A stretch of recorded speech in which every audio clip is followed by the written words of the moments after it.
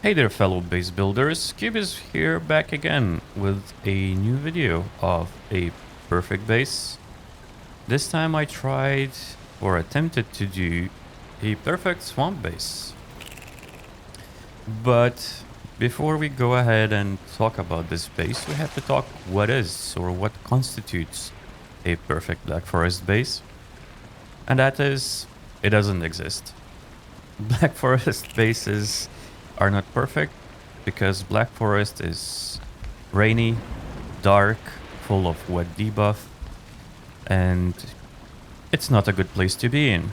So that's why I built a outpost. And I will show you how it looks from the outside, but it's Viking Longhouse in between two indestructible trees so that no abominations, no Draugr archers can reach us. And it's a tower, it's an outpost, and I think only outposts for you to quickly recover, eat some food, cook some food, teleport back, store your ores and items you cannot take through the portal is what you need. And you don't need big. So that's why it's small. We have some cooking essentials, spice racks for our sausages and mug shakes, and a heart. And the heart fits here because we attach it to indestructible tree, and we have a little support of stone underneath. But that will be later. First of all, I want to show you the storage. So that's the storage. It's small storage, but here you don't need much. Up above it is a bed. It's a functional bed, and if you jump and click E, you will be able to sleep. Yeah, the enemies are nearby, so that's why I cannot sleep. But it's possible, it's really easy, and you wake up on the bed, so it's fine.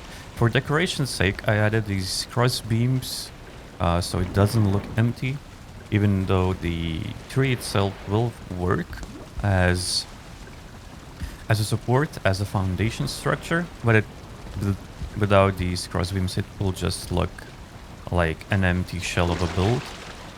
For walls we have, what I like to do is just change in between logs and beams, and you will get this kind of American feeling cottage vibes or forest cottage vibes.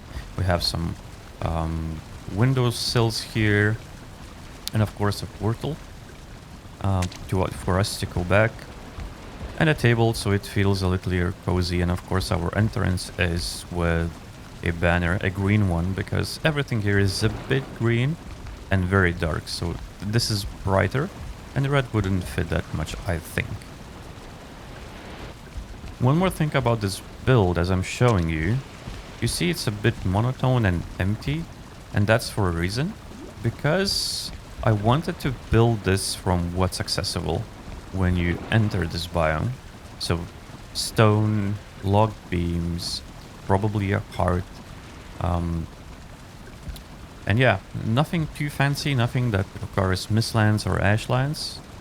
And one huge advice for anybody that will build some kind of a base or outpost, try and find a swamp with a trader, a bigger area, so because that makes things easier to travel between your traders and your outpost being in the same way. Mine is, I don't have an actual outpost, I just have a portal in my survival series near the protected area in my swamp area. If you want to see how I do it, jump into my survival series. I just finished swamps and I'm in the middle of mountains now, so maybe you enjoy it, try it. And continuing with the build, apart from having all the essentials, and that's what it's for, only 2 essentials for rest, recover your rest buff, we can go out of our longhouse or treehouse, and you'll see we have a covered staircase, which is surrounded by half of a stone tower, so that we don't waste too much stone. Of course, you can skip the stone structure at all, because stone is hard to gather, and if you don't have automated farms or a good way to find stone, well, you may be out of luck. I'm in creative, so that wasn't a problem, and that's why I chose this. So if we go through this arch, we will be in our courtyard. And then our courtyard is with the corridor. This is for me just an aesthetics, and if you see my survival series, I like aesthetics, and I think it looks good. We have some cross patterns and a stone slabs leading to our pier. Of course, everything is surrounded by spike walls. You could swap it for stone, but that would be a huge investment for an area you want to spend as least of a time as you can. And the courtyard itself supposed to have only what's essential. So a cart for ore transportation, kiln and smelter for smelting if you're smelting your ores in the swamps, and a bit of storage for your goodies here, coals and ores. And of course, then you can take your cart so you are not overloaded, and bring it towards your ship. So we have our huge ship. Of course, the area here is full of leeches. So what you probably want to do is destroy the ship, take it with you, stash it somewhere in your base, or take it with you into your adventures. And then when you have full storage of the ship, you can sail back. That's what all the Viking players do. That's what I do. You just stash your ship somewhere, fill it up, and then sail back. And when you disembark your ship, you will go through this corridor, and you will be greeted with this staircase, which is extruding to the sides. It's a 180 degrees away from what I did in my base in Meadows and Survival series, where I have grand staircase coming from each end, from a single place in a second story and going around like here. Here we have something completely different, or 180 degrees away, which we start with one area coming, going to two separate outpost areas.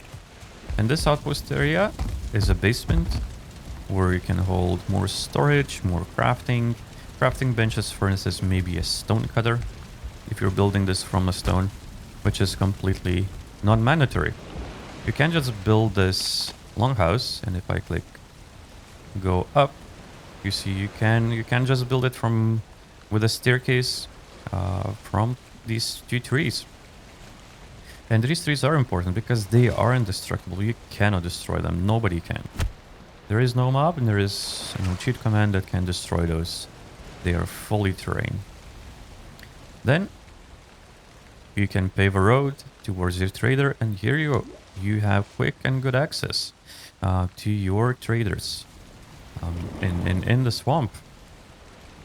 Other than that, I want to talk about aesthetics, and why it's important is because this area, this biome, is too dark. It's not too dark. Developers did a good job with the mood setting of this, but what it makes it very dark. So it's a good thing to invest in torches. We have fancy ones here, but of course wooden torches will fit, and it will light up. And you want this lighting to be better. It will help you morally in this unforgivable terrain and biome. And of course, heart is important because it dries you quicker, I think, and it gives better rested buff. So here you see it's 11.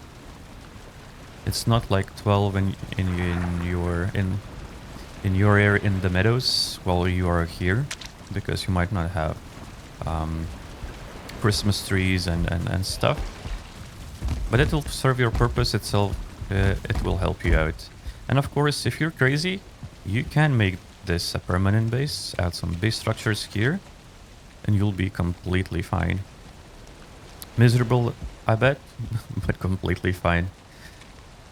And yeah, that's the build. Always remember to put something that gives, if you're building this or decide to build this, remember, try to give as much depth as you can to your builds so they don't look flat, because they will be way more interesting to look at and you will feel better while being in the base.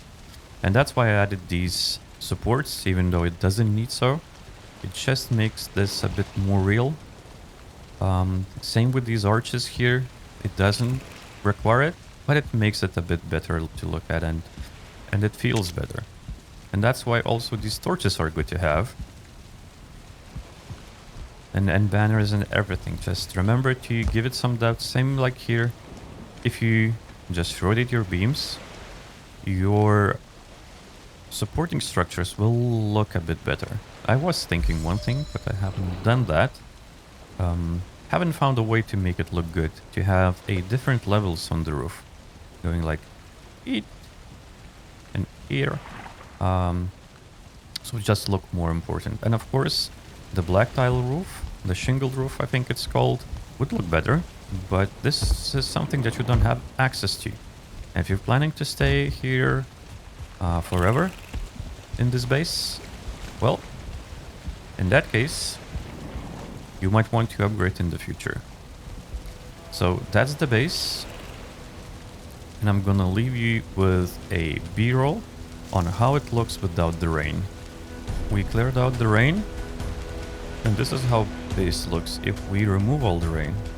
And while you're looking at this, if you like the build, consider subscribing. If you see that something can be improved or done differently, I'm very welcome to read your comments.